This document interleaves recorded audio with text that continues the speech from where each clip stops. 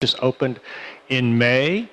And my name is Lawrence Fong. I'm curator of American Regional Art, but this afternoon's program is actually going to be led by Danielle Knapp. And Danielle Knapp is our David McCosh Fellow Curator, and she was the co-curator of this exhibition in Provenance.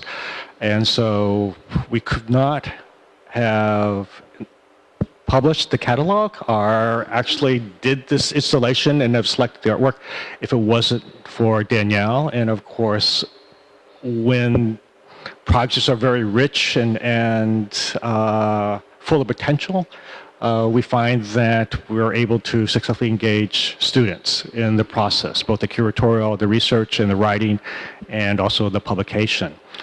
And I just want to point out one thing is that as you go through the exhibition, make certain that you see the works in the hallway, because they're significant to what we're exhibiting within this space. And also pick up a gallery catalog, because there's extensive information in the catalog that we don't have on the wall labels. And I don't know if this afternoon's program will speak to that, but this is certainly an engaging exhibition. And so take time, go through this, read the catalog, come back and see it again. But at this point, I think I just want to introduce Danielle. And Danielle, thanks for joining us. And Danielle's been on personal leave and with her first and new child, Perry, is Elizabeth. And so thanks for coming back. And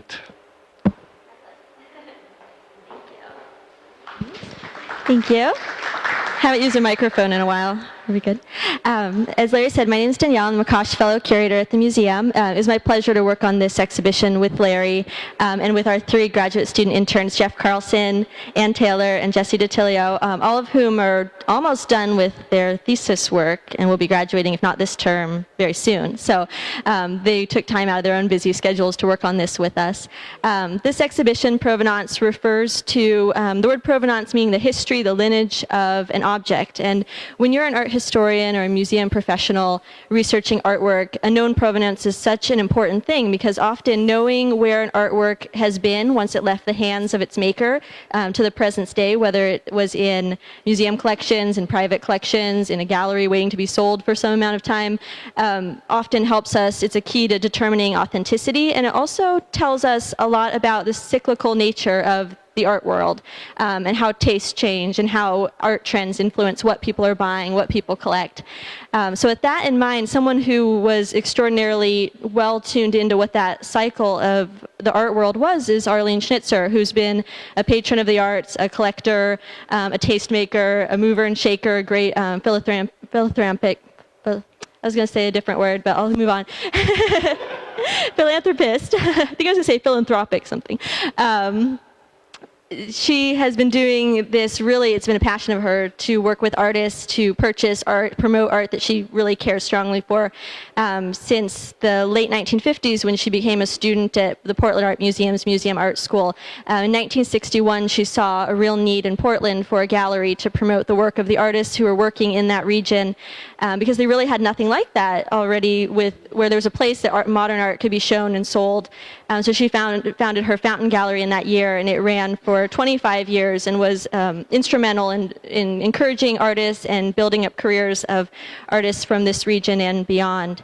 As you go through this gallery, you'll see artwork that is in several different media. You'll see artwork by artists who are what we call Northwest artists, who are tied to this region, but also artists who have come from other regions and chosen to respond to the Northwest or choose that as their home. You'll see artwork by artists who have little, if no, connection to this region, who she's interested in collecting. You will see artwork by people who have connection to the Museum Art School and those who have no connection. All of these different interesting themes in themselves would have been interesting as an exhibition and worthy of a lot of research. The key that ties it all together is Arlene herself and what relationship she saw between the artwork she collects and the artists that she promoted. And so that's why it's a really rich and diverse group of art that you see here. Arlene, this is just a small, very, very small sampling of what she owns. She has artwork in both her home and her office, so she lives with and works with the things that she really loves and responds to. In the hallway, the works that Larry mentioned are by an artist named C.S. Price, who died in 1950. So that's an artist who she feels very passionately about and collects a great deal, but never had the opportunity to meet. Most of the artists whose work is in this room are artists who she may have known personally, either through, they might have been a teacher or a co-student at the Museum Art School with her, or shown at her fountain gallery, or she knows now because she's still so actively collecting. So those are some of the things that Jeff, Jessi, and Anne will talk about when they present some of their favorite pieces in the exhibition. And then a few other things to mention too. One thing Arlene feels really strongly about is that the artwork that comes out of this region, and the artwork she promoted in her gallery and by supporting the artists whose work she admired, is that their artwork is just, she feels like it's no less important or special than artwork you might see hanging in the Louvre or hanging in the Met. She feels like these artists deserve just as much of the credit for what they've been doing. And just one example of the strength of her collection is the Mike Rousseau painting here, To Move, to Breathe, to Speak, from 1960, is one that the Smithsonian approached her asking to buy in the 70s because it was such a strong piece. And at the time, she approached Rousseau, who was a friend of hers, and said, I don't want to keep you out of their collection. If you want your work to be in their collection, that's such a huge honor. I think you're worthy of it. So I will only sell it to them if you want me to. And he said, no, you keep it because I know you love it so much. If it goes there, it'll be in storage most of the time. And I want my artwork to be appreciated by someone, even if that means it's not in the Smithsonian's collection. So with that being said, a last note to make about how we structured the exhibition. It was a challenge because this artwork, much of it comes from her home, so it's a completely different setting when it's artwork that the collector lives with and chooses to hang, where they see it every day. Much of it also comes from her office space, and so we removed it from that context to put it in a museum. It's a completely different way to look at the art than you would if you had been invited over to Arlene's home and was sitting on her couch viewing these beautiful works of art. So that was one challenge curatorially that we encountered. So what we'll do now is we'll each go around and talk about a few of the artworks, and then afterwards we'll still be available in the gallery for any questions you have about individual works of art. So we're going to start with this piece, and Anne's going to introduce it to us. Thank you, Danielle. My name is Ann Taylor. I'm a second-year master's student in art history. I'm studying contemporary Japanese photography, so this modern and contemporary art is generally an interest of mine. So I had the opportunity to work with Larry and Danielle and Jessi and Jeff on this, and I was really excited to be a part of it from start to finish with a small gap in between. But today I want to talk a little bit about Lucinda Parker and her relationship with Arlene Schnitzer.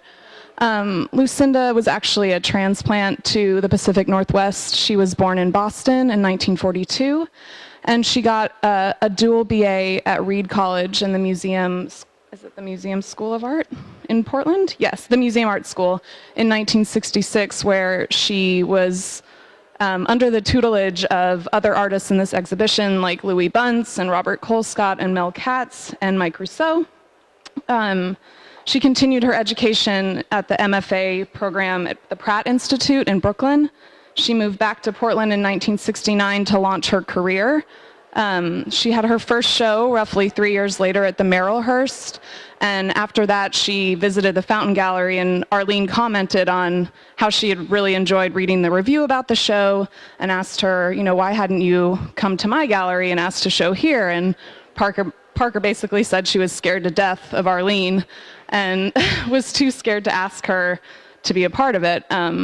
After which they started a partnership, and Lucinda I don't know if it was her first exhibition, but this piece was exhibited in 1983 at the Fountain Gallery, the same year that Arlene purchased it.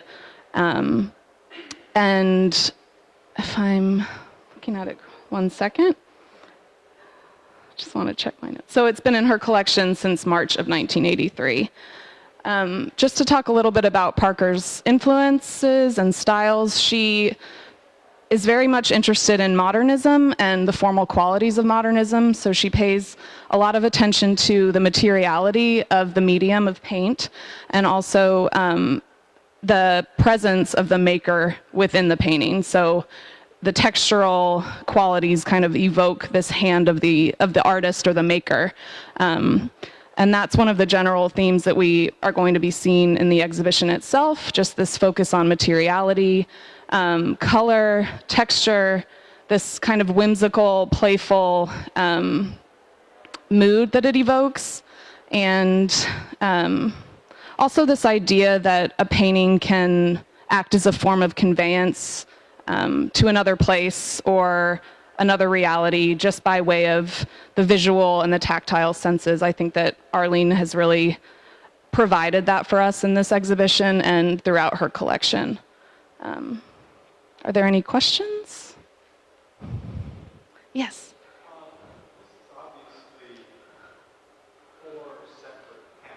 Yes. And I assume that she has exhibited them in this way before. In other words, the pan is going to rotate or change and so on.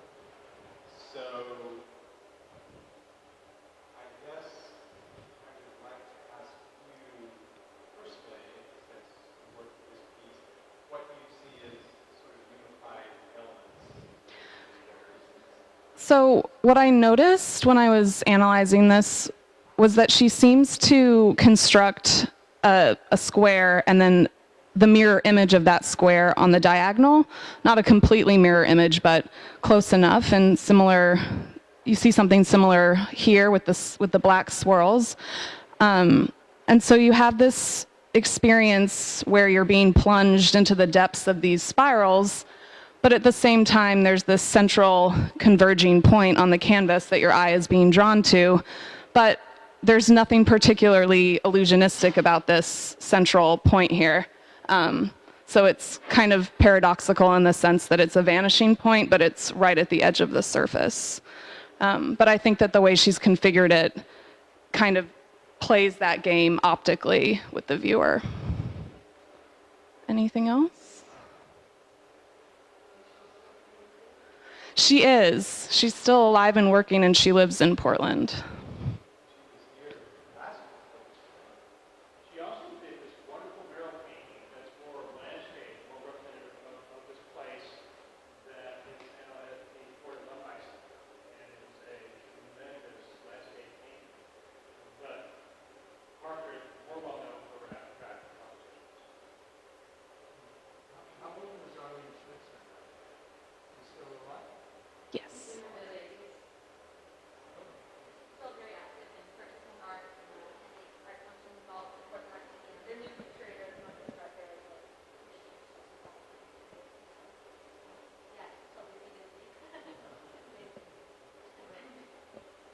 Any other questions? I think we're going to mosey on this way, and Jessi DiTillo is going to be talking about Robert Arneson. Oh, and just to note, if you guys are interested in Lucinda Parker, there's a great essay in the catalog that you can check out for more information about her. So if everyone could gather this way. These two sculptures by Robert Arneson are some of the earlier works in the show. They're from the early 1960s. And this piece, She Horse with Daughter, is very special to Arlene Schnitzer in particular because it's the first art piece that she sold at the Fountain Gallery in 1961.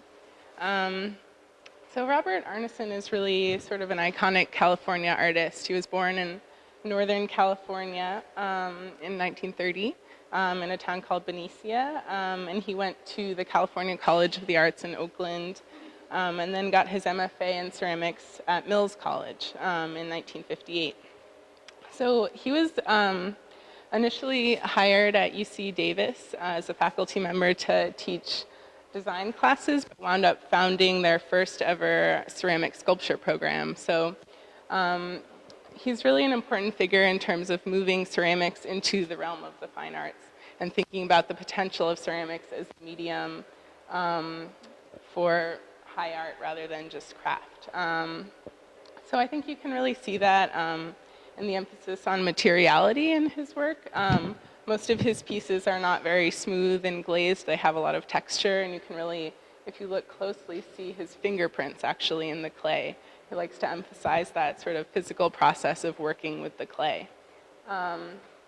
Arlene initially saw this piece when he was a graduate student. He was working as a teaching assistant and was just working in the studio making this piece, and she said, wow, that is amazing. I want to show that in my gallery before the gallery had even opened. Oh, by the way, just a note, most of our stories about Arlene Schnitzer are based on a series of interviews that Danielle and Larry conducted, and also an interview in the Smithsonian's Oral History Archive. Yeah, so she snatched this up. It was the first piece she sold to Virginia Haseltine, but she's talked about how she always really wanted to reacquire this piece, which she did in 2008 after it was shown again at a gallery called Brian Gross in the Bay Area. So getting back to that materiality idea, most of his work is non-functional ceramics, but this particular piece is functional. It's a weed pot, which is something I hadn't heard of before. I had to do a little research on what that terminology actually meant. It's sort of a funny term, but anyway, a weed pot is any sort of vase that is not meant to hold water. It's a term that evolved out of wood turning, because wood turn vases usually you can't put water in. But so he takes that form and transplants it into ceramics. And so it's meant to hold a dried weed or some other sort of plant material that doesn't need water to live. But I think this also is a really good example of how he's using this functional object, but using it to emphasize the idea of making with clay. And you can sort of see how heavy and material this form is. It's not a traditional, beautiful, nude female figure. It sort of submits to this clay form. Yeah. So any questions about Arneson? Yeah?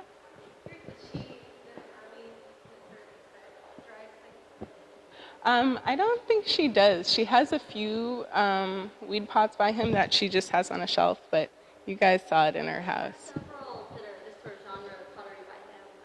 She doesn't have anything in them when we saw them, but she lives in them in personal space. She handles them frequently, and so I can see if she felt inclined to see her doing that, but I don't know if she ever does. Any other questions? Okay, should we keep going? So Jeff Carlson is going to talk about these Takamori sculptures behind you next. The microphone. Okay, I guess I'll stand over here. So these are two of my favorite pieces in the show. I just love what they do for it aesthetically. Just a really strong artistic presence. It's interesting that within a show of Provenance, I had to work sort of hard to think about how I could frame this piece or these two pieces because they were just bought in 2007. So there wasn't a significant amount of research that went into figuring out where these pieces had been.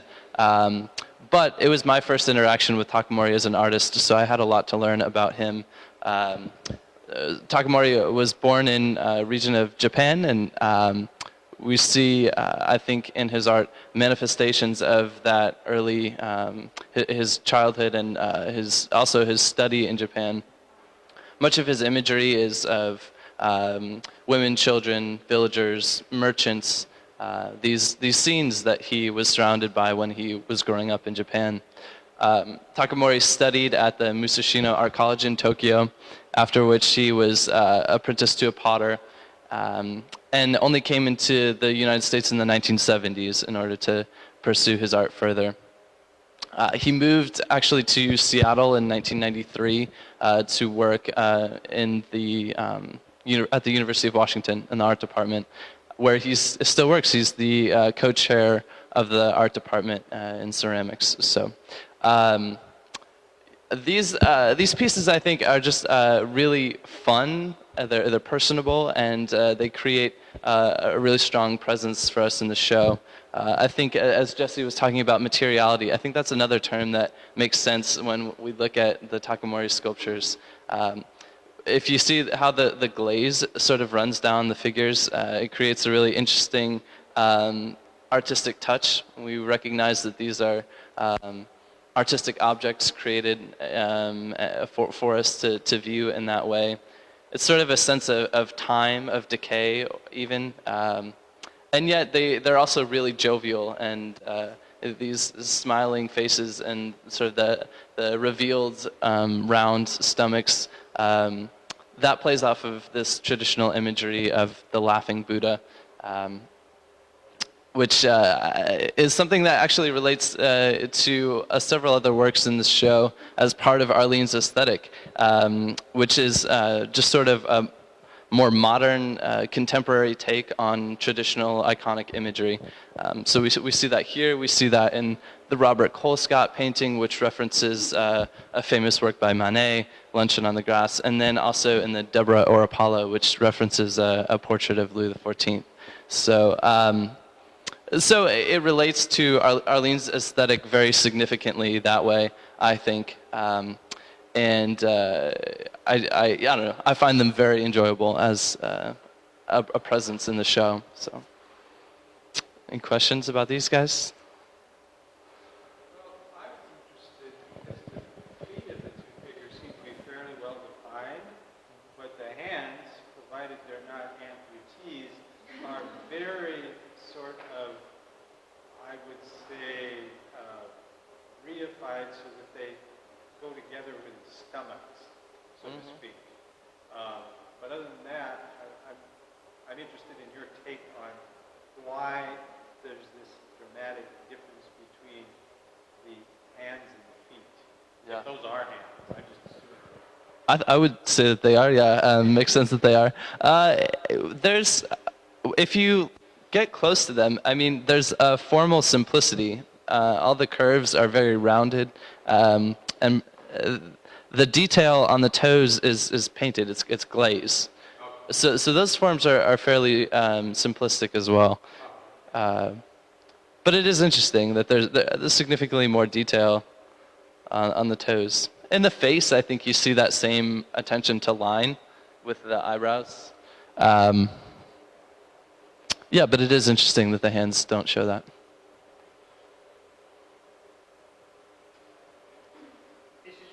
You mentioned an aesthetic that we get hints of in terms of how Arlene, what criteria Arlene might have had in selecting what she sold at her gallery, artists that she represented at that gallery, and certainly what she and her husband, Harold Schnitzer, actually collected, assembling an art collection. They were looking at one of the earlier pieces, the Arneson, and then one of the more recent pieces, the Takahori. Is that, I mean, as a historian, would that be surprising to you to see that type of art from her first collecting experience to something that just happened last year? Well, what's striking to me is not the disparity, but the consistency in her aesthetic, which is consistently bold and engaging. We've talked about this, Danielle and all of us as interns, that Arlene wanted to select, we think, she wanted to select works that would require a response from us as viewers. And I think that when we approach the Takamori sculptures, it's almost impossible not to respond to them as art objects. They're very strong presences. And so is the Arneson. It's both of them, actually. They're, I think, definitely I would describe them as bold aesthetically. And so, I would say that I'm not surprised that she consistently chose those kinds of art objects.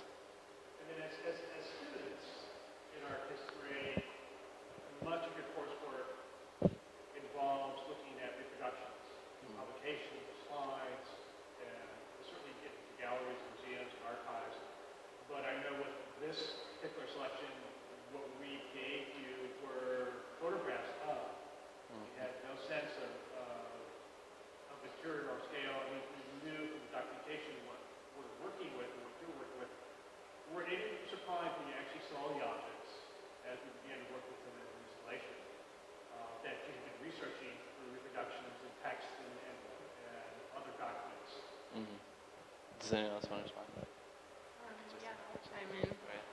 respond? Well, in particular with the Arnesons, I was really excited to see them in person because I had been reading all about Arneson's process and how important materiality was, and so I knew there was something I was missing by just looking at the photographs.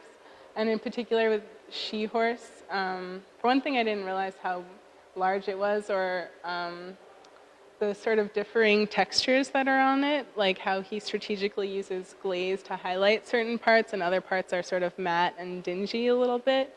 And I think he has this almost sort of abject, gross aesthetic with some of his pottery that comes out a little bit in this piece. In particular, his later works, he made a whole series of sculptures that were toilets, and they were sort of glazed this gross brown, in part as an allusion to Marcel Duchamp's famous fountain, but sort of taking it a step further and really emphasizing the grotesque nature of this functional object. So I think seeing it in person, I was like, oh, the texture, that's really where his sort of message comes across. I agree with what you guys have said so far, but I do think that there's something lost when you're looking at a two-dimensional representation of something like this, something three-dimensional that very much interacts bodily and affectively with the viewer. But turning to painting, I think that just the sheer size of some of these works I was not anticipating, and some of them clearly harken back to history painting, but at the same time maybe abstract expressionism, just the sheer size of like what the artists were working with. So that was really nice to see in person.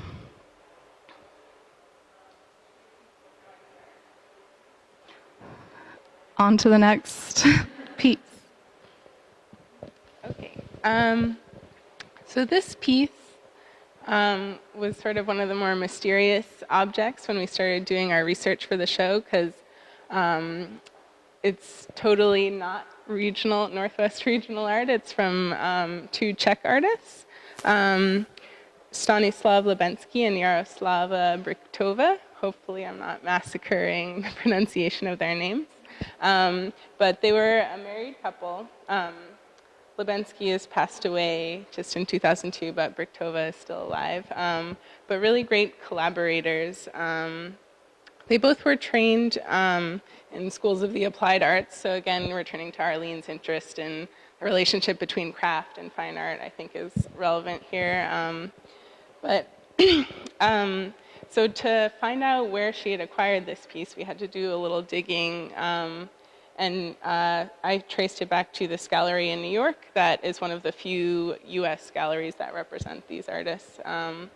But I think this piece is a great piece of the show just for its sort of sheer beauty. Lebensky and Brichtova were really interested in cubism. And Brichtova wrote that she thought glass was sort of a natural step forward that the cubists themselves never took, because it accomplishes naturally this process of showing all the different angles of an object simultaneously. So if you guys walk all the way around this, you can see in the back that all of the sort of forms that you see in the front are actually three-dimensional forms. But then when you look at it from the front, it sort of becomes like a cubist painting in that you see all of the angles simultaneously. Another thing that's important to note about this piece is these artists think of themselves not just as sculptors of glass, but sculptors of light. And they make their work specifically to be shown in front of windows because natural light changes the colors and the effects of the piece. So if you come back at different times of day to look at this again, it'll look different than when you first saw it. Yeah.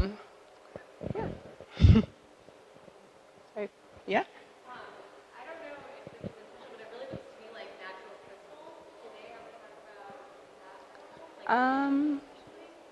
I haven't encountered them talking about that, but like geodes and stuff. Yeah, they talk more about this sort of constructivist aspect in terms of thinking about geometry in space and working with geometry and light. And in terms of their process, Lubensky would do these drawings that he sort of framed as almost a visionary process. He would dream these sort of shapes and images, and then he would give the drawings to his wife, Yaroslava, and she would turn them into three-dimensional forms. And the pieces are all molded glass, so there's multiples of them as well. So they would sort of build these huge plaster casts and pour the glass in. So these sorts of rough edges come out of that process. And they did this themselves. I mean, they cast the glass. Yes. Yeah. Yeah, and they Well, did they it. actually did The casting process. They did. Yes. Any other questions?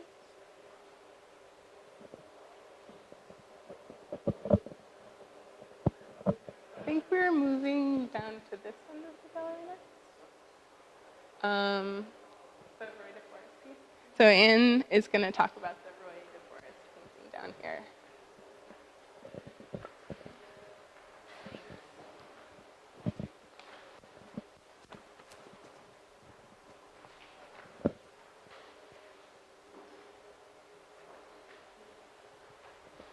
So this work was painted by Roy DeForest in 1980 and acquired by the Fountain Gallery in 1980 as well, and it's been in Arlene's collection ever since.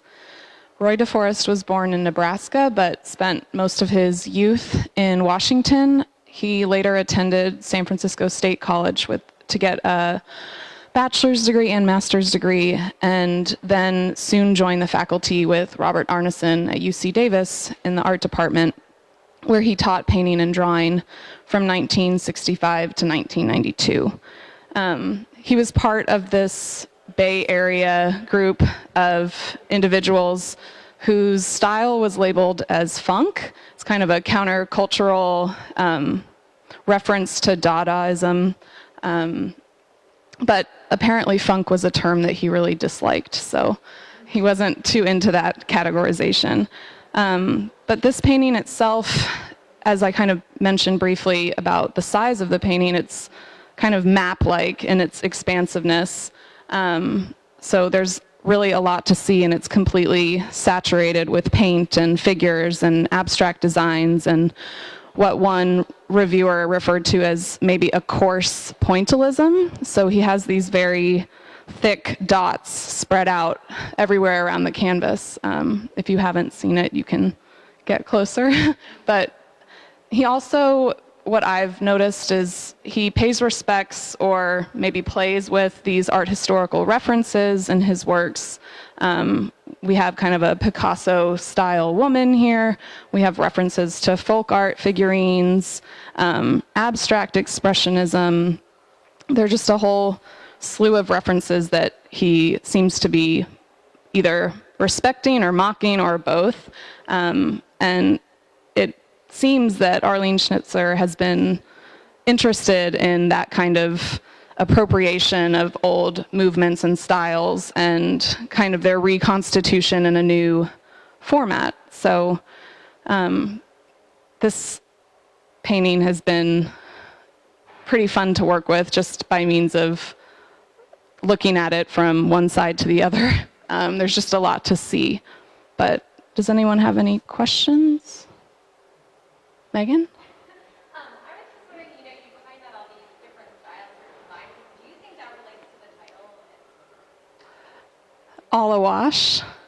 It's quite possible. I mean, you can think about the wash when you apply like your first layer of paint, but at the same time, maybe he is commenting on the fact that maybe it's sort of an art historical critique, or maybe just commenting on the fact that it's a mishmash of everything. But yeah, that's a really good point. Any other questions? Jessi?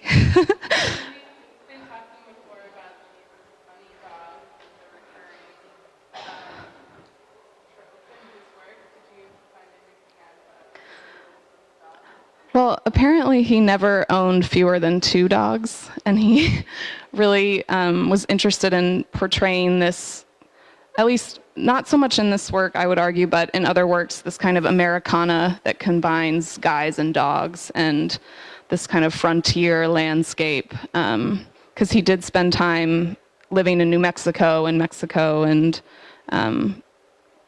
definitely those kind of areas that promote roaming through the landscape. Any other? I'm interested in this figure right in the center. There appears to be an arm, but it's exuding from, it looks like some sort of a head with eyes, but it has a sort of vague arc shape to it. Yes, it kind of blends into the painting, but at the same time has kind of distinct parts, but extending from strange places. There is something kind of dreamlike about this image. You wouldn't necessarily see any of these figures walking down the street, but you're right, there is a strange kind of blending of maybe animal and human parts, and he definitely plays with those aspects in this work. Picasso, what jumped out at me was Salvador Dali. Right, a little surrealistic. Yeah.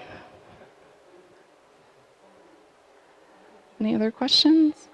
Should I hand it back to Danielle or Larry? Oh, yes, we have one more. We'll head over and talk about Morris Graves for a minute. Hard to look at the DeForest for longer than 2 minutes and then go to anything else and feel like it's bold aesthetically.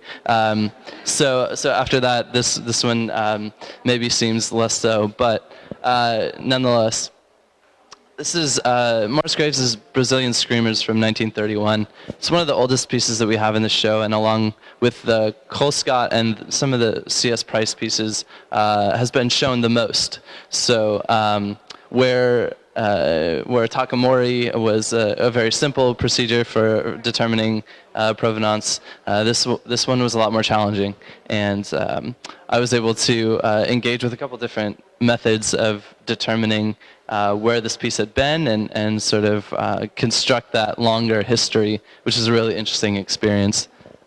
One of the ways that we got to do that, the museum has archived photographs of the back of this painting, on which there are several labels from exhibitions in which it was shown. So that was how we were able to determine this show that it was displayed in Oakland in the 1960s. So that was, I had never experienced that before. Also, there is actually a letter that's written between Arlene and Graves, where Arlene is inquiring about this inscription that's in the lower left corner. Graves explains this away and says he calls it a Protestant puritanical hang-up, which is sort of an interesting comment. He basically goes on to say that it was a highly personal comment. He didn't really know what it meant, and apparently Arlene wasn't thrilled with that response. But nonetheless, just being able to reconstruct the history of these paintings with the museum's archives was a really rewarding experience. There's also, this piece has been shown in several exhibitions, and so I was able to go back through the archive of exhibition catalogs and search through to see where it had been shown. It was a part of a comprehensive Morris Graves show at the Whitney in 1998. So that was fun to be able to go back and figure out where exactly it had been. Graves himself is a Northwest artist. We have a lot of his works in our museum's collection. We even have a permanent Morris Graves gallery right next door, in which there's currently a little show on his work with architecture and churches. So Graves, this is even an early piece for Graves. His first large, well-received show was in 1936 at the Seattle Art Museum. And after that, the show that really put him on the map nationally was Americans 1942 at the Museum of Modern Art in New York, in the same year, of course, 1942. After which he moved to the Northwest and continued to practice his art. He was largely self-taught as an artist, and we see in this piece sort of this undulating line and really vibrant pink and green palette that is unlike a lot of what he does, which tends to be more pastel colored and tends to a more simple line. One consistency that we see in this piece and much of the rest of his artwork is the presence of the bird or birds, which becomes highly symbolic for him, especially at the height of his art in the 1940s. So, and we looked into this. The Brazilian screamer is an actual bird. I've never seen one. I don't know. I don't know anything about them, but that they exist. So, do you have any questions about Morris Graves or the piece? Yeah, Megan. I was noticing how different the stylistic Yeah. of the work. Do you have any sort of comment on what changed in sort of directing him in that case? I mean, I don't know if you do or not, but Larry, do you want to address that? What changed to bring about? Well, I think one of it was this recurring visit to East Asia and going to Japan and finding the traditional materials of sume ink, Japanese papers, were accessible for what he wanted to achieve. Paint, what Jeff said, plants, birds, nature. And then I think the economy of nice canvas and oils. He, until later in his career, really didn't have a lot of funds to acquire really good art materials. And as a painter, it's probably one of the more expensive materials that you have to afford. Fine tinted canvases, good oils in order to paint. So I think that really had some bearing as well.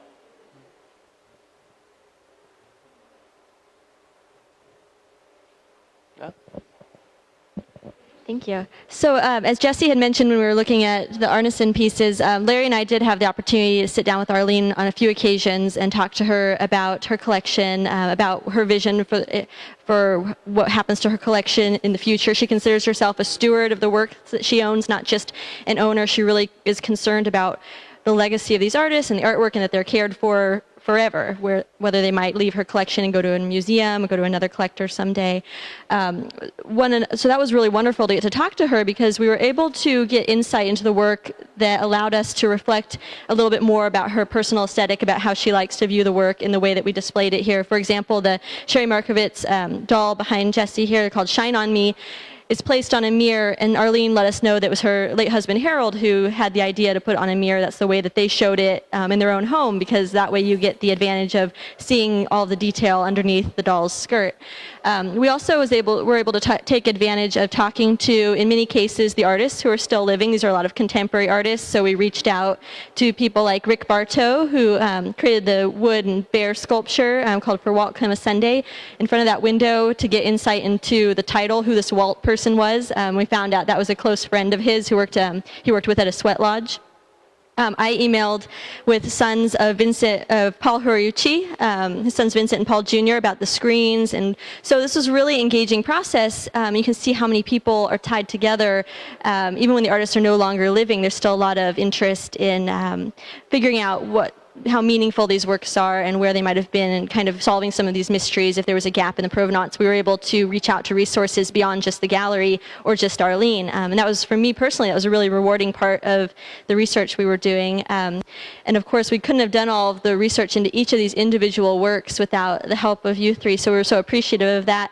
I wondered if any of you would like to say anything about maybe how the work you did for this show relates to your career plans after graduation, or how it might be a departure from the kind of research you're doing as a graduate student right now. Thanks. Thanks. So I find, I found doing this sort of research really, sorry.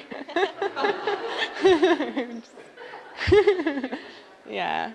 So I found doing this sort of research really fun and satisfying, as opposed to sort of writing a long, sustained thesis. It's sort of more nice to have this whole range of exciting works and just pick out the most sort of fun, juicy facts in order to help people get into them and interest them in these artists. One of the first things that drew me into researching with this show was the Robert Colescott painting that's at the front up there, because it sort of relates to my thesis research, which is about an African-American artist, Kara Walker, who's often criticized for her controversial use of stereotypical or racist images of African Americans. So in my research on Walker, I often found Colescott referred to as sort of a predecessor to her work, and that same sort of focus of controversy. So that was sort of one of the most exciting things, like, Robert Colescott painting coming to the museum, and got me excited about the whole collection. Yeah. I'll just say a few words. I really enjoyed learning about Arlene Schnitzer and just her biography in general, how she had gone to art school and had sort of looked around her and seen what was out there, and then decided to open up a gallery space with her mother as kind of a communal place where she could support these living artists and help them sustain or create a legacy for themselves. So in my 5-year plan, 5 to 10-year plan, I'm really interested in opening up my own kind of space for artists, to be kind of an all-inclusive community access center for fine arts, as well as like performance and film, and have it be sort of this place where I can cultivate relationships with artists at that level.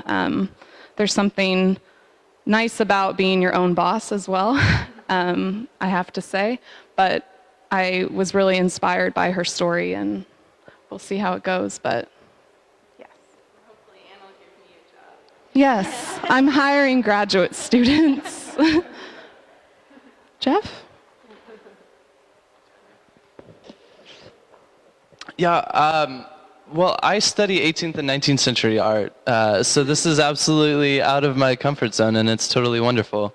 It's been such a pleasure to work with the museum during my time as a graduate student, and it's constantly an opportunity to engage with a different kind of art than I normally do.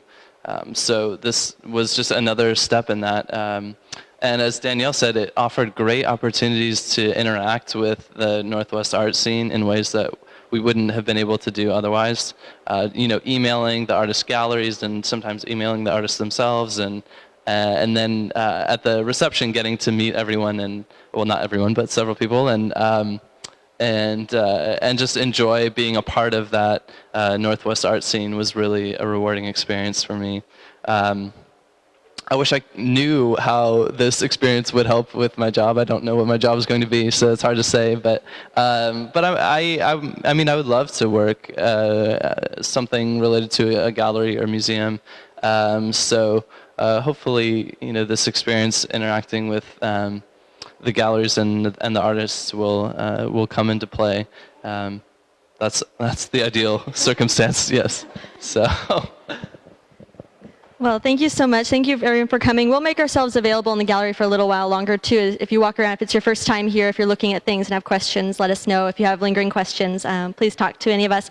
And as Larry mentioned, we have copies of the exhibition catalog in this space if you want to be able to read some of the research we did. There are also essays, I think we mentioned, by two of the artists who are exhibited here, Mel Katz and Lucinda Parker, who wrote about their own experiences being artists at Arlene's Fountain Gallery. So it's in their own words about what that relationship was like. So thank you very much for coming.